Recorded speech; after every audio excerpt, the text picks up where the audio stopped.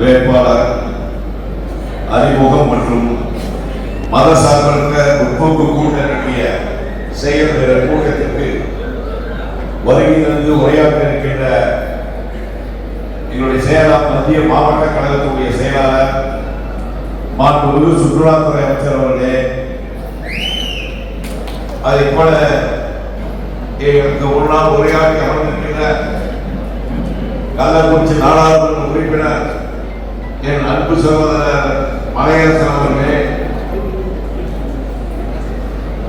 உரையாற்றி விடைபெற்று சென்றிருக்கின்ற அவர்கள் ஏற்காடுடைய சட்டமன்ற தொகுதிகளை வேட்பாளராக, மதசார்பற்ற முற்போக்கு கூட்டணி வேட்பாளராக திராவிட முன்னேற்ற கழகத்தைச் சேர்ந்த அன்புக்குரிய சகோதரி செல்வதியை நினைத்திருக்கிறார்கள்.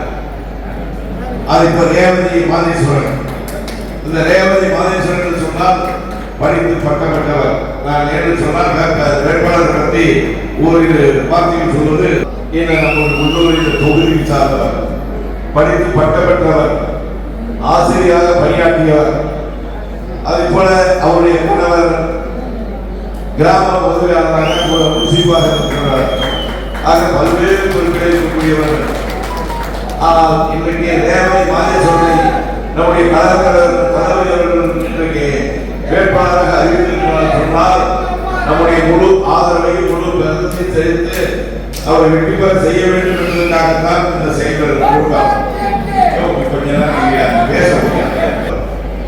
இன்னும் சொல்லப்போனால் ஆசிரியர் இருக்கும் போது பல மாணவ மாணவர்களுக்கு பெற்றுக்கொள்ளும்போது பல பெற்றோர்களை அறிந்தவர்.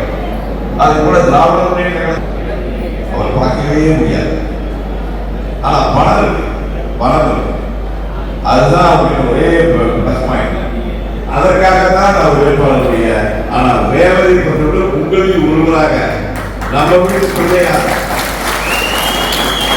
நம்ம வீட்டு தங்கையாக, என்றைக்கு மண்ணிலே சுற்றி வரக்கூடிய ரேவதி மாதேஸ்வரன் அவர்களை நம்முடைய கழகத்தலைவர் அறிவித்திருக்கிறார்கள். என்று சொன்னால் கிராமத்திலே பிறந்து வளர்ந்து படித்து பட்டம் பெற்று இன்றைக்கு திராவிட முன்னேற்ற கழகத்திற்கு வேட்பாளராக ஏற்காடு சட்டமன்றத்தில் வந்தார் என்று சொன்னால் இந்த மக்களுடைய குறைகளை, ஏன் இன்னும் சொல்ல போனால் அடித்தட்ட மக்களுக்கு என்ன தேவை என்பதை உணர்ந்தவர், கிராமப்புறத்திலே பிறந்து வளர்ந்த காரணத்தினாலே. அப்படிப்பட்ட ஒரு வேட்பாளரை நம்முடைய தலைவர் தளபதி அவர்கள் அறிவித்திருக்கிறார்கள். அவரை வெற்றி பெற செய்வதற்காக நாம் அனைவரும் முழு மனதோடு பாடுபட வேண்டும். பாடுபட்டு மட்டுமல்ல, நிச்சயமாக 10 ஆண்டு காலம் இல்லாத இந்த தொகுதியிலே நம்முடைய ரேவதி மாதேஸ்வரன் திராவிட முன்னேற்ற கழகத்தின் சட்டமன்ற உறுப்பினர், மதசார்பற்ற முற்போக்கு கூட்டணியுடைய சட்டமன்ற உறுப்பினர் என்ற பெயரை சேர்க்க வேண்டும் என்று நான் இங்கே கேட்டுக்கொள்ளலாம் விரும்புகிறேன்.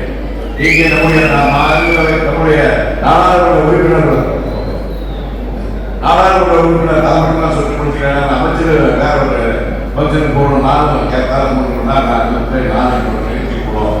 அதனால் அதிகமாக நான் பேசல. நம்முடைய நாடாளுமன்ற ஃபங்க்ஷனுக்கு ஒரு சின்ன பகுதி ரேவதி சட்டமன்ற 11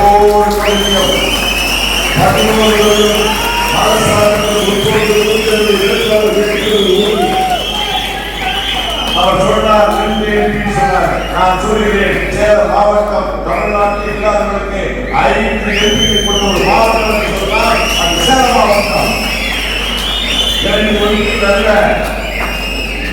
கள்ளக்குறிச்சி நாடாளுமன்ற உறுப்பினர், சேலம் நாடாளுமன்ற உறுப்பினர், அதே போல தருமபுரி நாடாளுமன்ற உறுப்பினர், நாமக்கல் நாடாளுமன்ற உறுப்பினர், மாநிலங்களவை உறுப்பினர் என்ற 5 எம்பிகளுக்கு சொந்தமானது தான் நம்முடைய சேலம் மாவட்டம்.